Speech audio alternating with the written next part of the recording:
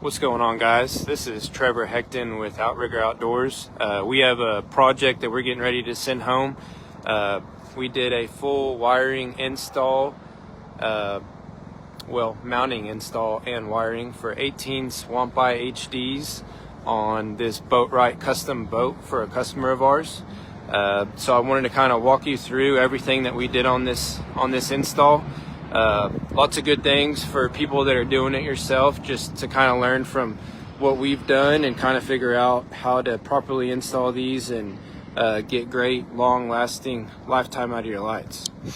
So we've got them hooked up on 4 Bluetooth controllers here.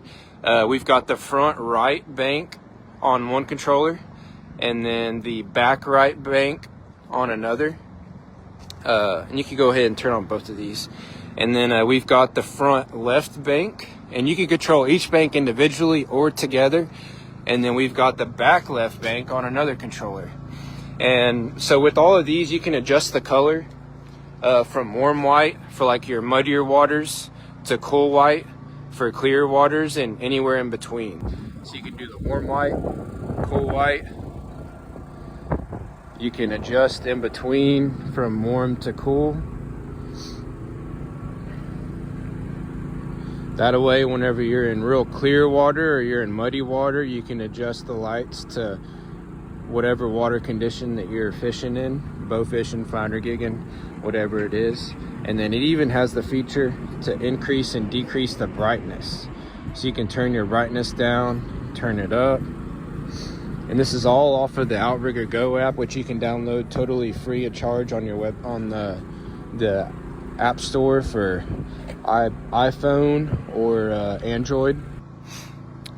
So all 18 of these lights are running on a 5,000 watt Predator generator. It's a real quiet generator, honestly. Not making a whole lot of noise, and for running 18 of these high output Swamp Eye HD lights, I feel like that's, it's pretty small, and it does a pretty good job at making this stuff happen. So to kind of go through the wiring that we did, everything on here control lead wise is all plug and play factory stuff. On the power side, we actually we attached the power supplies for each of the individual lights to the back of the light. That's a new concept that we have, and we ended up running them together through one long extension cord, a heavy duty extension cord, and we soldered all of the lights in together. Now there are these quick connect tees that you can get off of like Amazon, but you have to like screw the wires in, and they look like they would work good, but we tried them at first and they were just taking way too long. It took us a really long time to do that, so we ended up just soldering everything. Have always had great luck with solder connections. They hold really strong and are corrosion resistant. And then we ran adhesive heat shrink over the top. So we've got, like on the right side, for example, we've got one main power lead that comes down and then runs through here. And then on this center section, we have another one that comes down and it ties into that main power lead. And then at the end, we have one cord that comes out and then it goes straight to the generator. And then on the left side, we did the same thing. So we've got one main power lead that we tied the lights into, and then it just comes down, and then this side set of lights here ties into it and then runs straight to the generator in the back.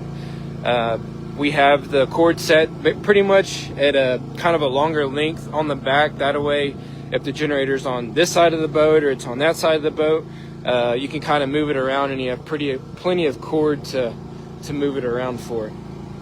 Something else that we did on this boat was we did our Duranav rock lights. We've got 4 across the front of the console, 2 on each side of the console, and then we've got 1 underneath the console in the cabinet area. And this way he can see like the Perco switches, battery, all that kind of stuff. Gives pretty good little deck lighting right here. And And these rock lights can be run above or below the water line. So if you wanted to mount them on the back of your transom like that, you definitely could. We have customers that do that, but these are just pretty much on the side of the console.